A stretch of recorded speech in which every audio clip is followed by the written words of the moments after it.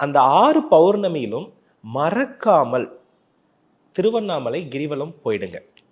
அப்படி திருவண்ணாமலை இல்ல அப்படின்னா, பழமை வாய்ந்த முருகப்பெருமான் மலை மீது அமர்ந்திருக்கக்கூடிய ஆலயங்கள்ல இயல்பாகவே கிரிவலம் நடக்கும். இப்ப அறுபடை வீட்டுல பௌர்ணமி காலகட்டங்கள்ல நடந்துகிட்டு இருக்கிறது.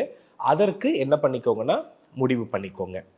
இந்த 6 பௌர்ணமிகளையும் ஒரு மனிதன் நிறைவாக வழிபாடு செய்யும் பொழுது, அவருடைய உடம்புல இருக்கக்கூடிய 6 ஆதார சக்கரங்களும் சரியான முறையில் அமைந்து பஞ்சபூதம் சரியாக ஒடுங்கி அவருடைய தேவை பிரார்த்தனைகளின் மூலம் நிறைவேறும் என்பது உண்மை.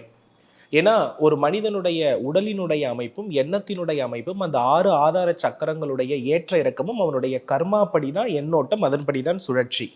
ஆனா அத பொதுவாகவே தன்னுடைய தேவை என்ன என்பதை அறிந்து கொண்டு இந்த 6 மாத காலத்திலும் பௌர்ணமியில்